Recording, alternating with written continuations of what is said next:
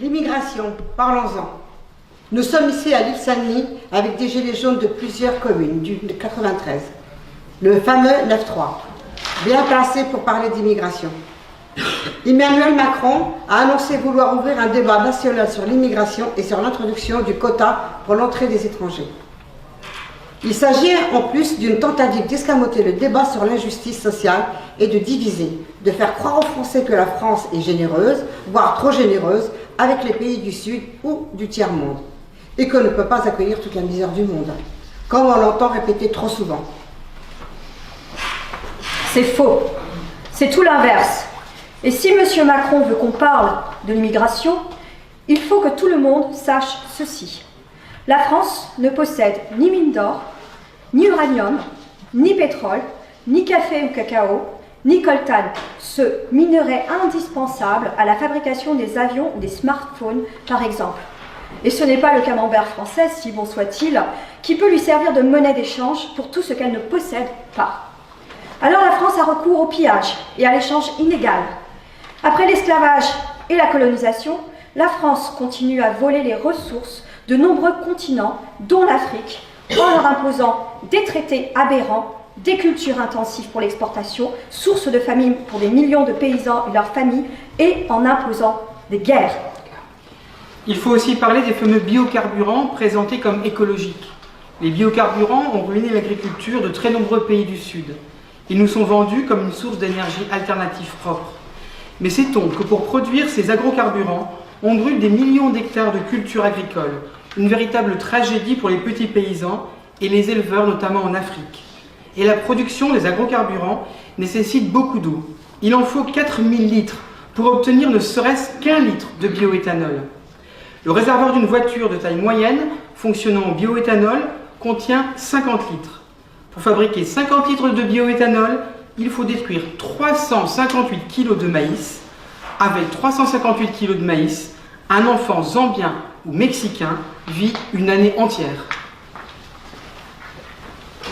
Même chose avec l'huile de palme utilisée pour la fabrication de agrodiesel.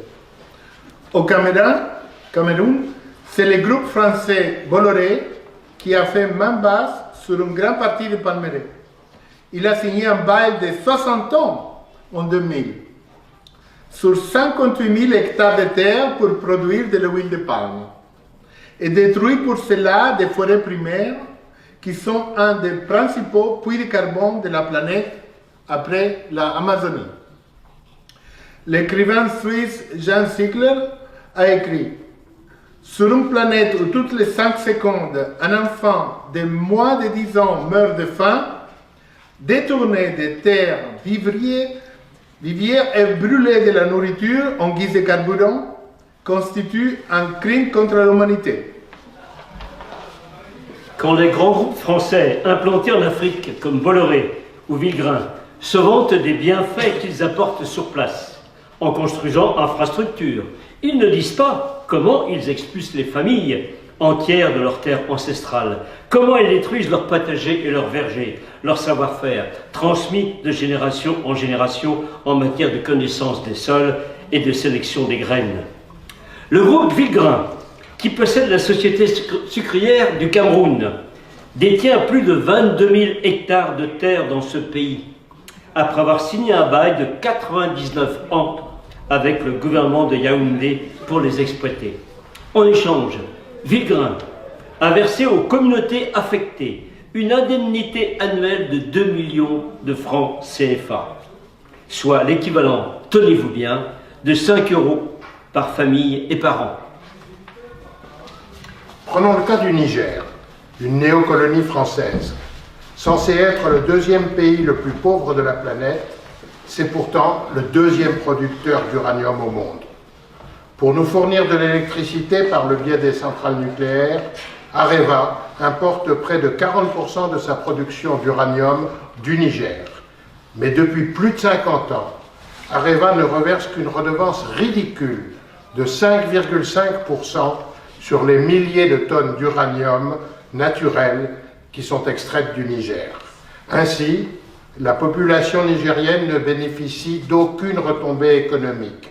elle n'a droit qu'aux conséquences de l'exploitation de son propre uranium, c'est-à-dire les contaminations radioactives, notamment de l'eau, les énormes masses de déchets radioactifs stockés à l'air libre, sans compter la désertification qui ruine l'économie pastorale.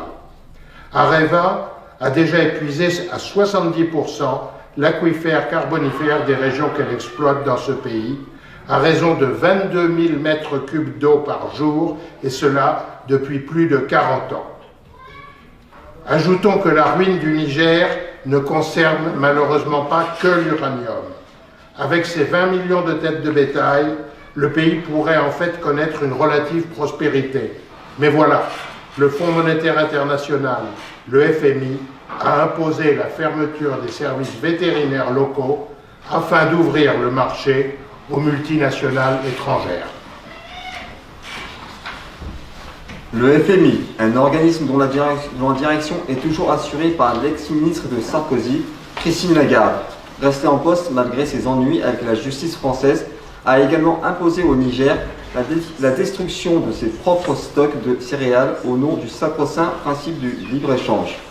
Conséquence, plus de stocks pour faire face aux aléas, et la famine attaque désormais ce pays africain tous les 2 ans.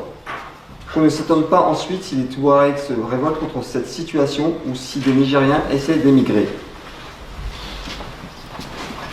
Prenons un autre exemple, celui du Sénégal.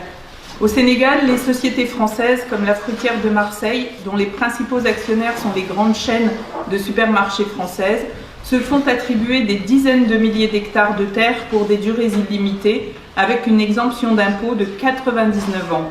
Elles produisent des fruits et des légumes dont 98% sont exportés vers l'Europe. Traditionnellement, la terre rurale n'appartient à personne dans la plupart des pays africains.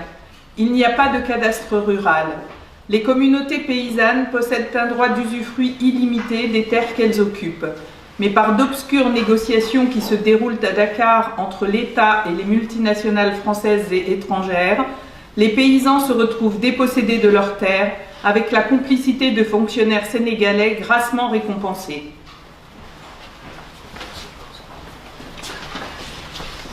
Une des techniques utilisées par les oligopoles, le mot olive venant du grec et voulant dire tout petit nombre, pour ruiner un grand nombre de pays à leur profit, c'est aussi le dumping, c'est-à-dire une baisse artificielle et temporaire des prix qui permet d'éliminer les concurrents locaux et ensuite de fixer les prix alimentaires à la hausse. Tout ceci avec l'aide de fortes subventions de la part de l'Union européenne à nos industriels de l'agroalimentaire. Au Cameroun, par exemple, ils ont ruiné la production de poulets autochtones avec des importations massives de poulets étrangers bon marché. Et dès que les éleveurs de poules et producteurs d'œufs ont été ruinés, ils ont augmenté leurs prix. Non seulement les puissants accaparent la terre des millions de paysans et les condamnent ainsi à la famine ou à l'exode, mais en plus ils provoquent des famines en spéculant sur les matières premières de ce pays, comme le riz, le maïs ou l'huile. Ces groupes fixent le prix des aliments par le biais de leurs traders dans les bourses des matières premières agricoles. Ils décident ainsi chaque jour qui va mourir et qui va vivre, en invoquant les lois naturelles du marché, comme si c'était des lois de la nature. La planète croule sous les richesses. La production alimentaire n'est pas déficiente, mais des millions d'êtres humains sont acculés à la mort ou à l'émigration par la loi du profit maximum pour quelques-uns. Gandhi disait déjà « Le monde a assez pour satisfaire les besoins de tous, mais pas assez pour satisfaire la cupidité de tous ». Monsieur Macron pourrait-il introduire dans le débat public la possibilité d'interdire la spéculation sur les denrées alimentaires, ou bien est-ce, comme l'impôt sur la fortune, patouche? Il paraît que l'Afrique a une dette envers la France depuis son indépendance. Ceci en raison de tous les bienfaits accordés par la France pendant la colonisation. 14 pays africains sont obligés de déposer plus de 60% de leurs réserves sur un compte d'opération à la Banque de France à Paris. 10 milliards d'euros bloqués qui ne peuvent pas servir au développement de ces pays. Et l'Afrique est en plus maintenue dans l'esclavage monétaire avec le franc CFA qui lui est imposé et qui vaut 650 fois moins qu'un euro. Un beau tour de passe-passe, non ? Le franc CFA est la seule monnaie héritée d'un système colonial encore en vigueur dans le monde. Les billets sont d'ailleurs imprimés dans 2 usines françaises.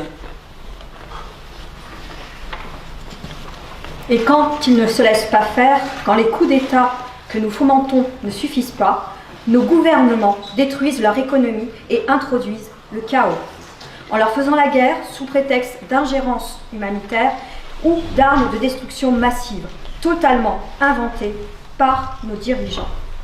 C'est le cas de l'Irak, du bombardement de sa population civile et de l'embargo économique qui a entraîné la mort de 550 000 enfants irakiens de 1996 à 2000.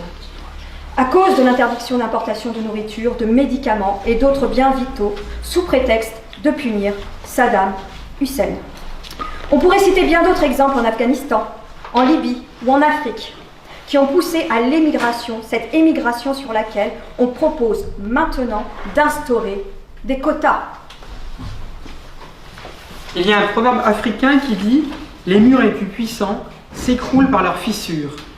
Alors, comme le propose Jean Ziegler, provoquons-en des fissures pour interdire la spéculation boursière sur les aliments de base, la fabrication de biocarburants à partir de plantes nourricières, pour protéger les paysans qui représentent la moitié de la population mondiale contre le vol des terres et pour préserver l'agriculture vivrière. La volonté des États n'existe pas. M. Macron n'ouvrira pas le débat sur ce sujet.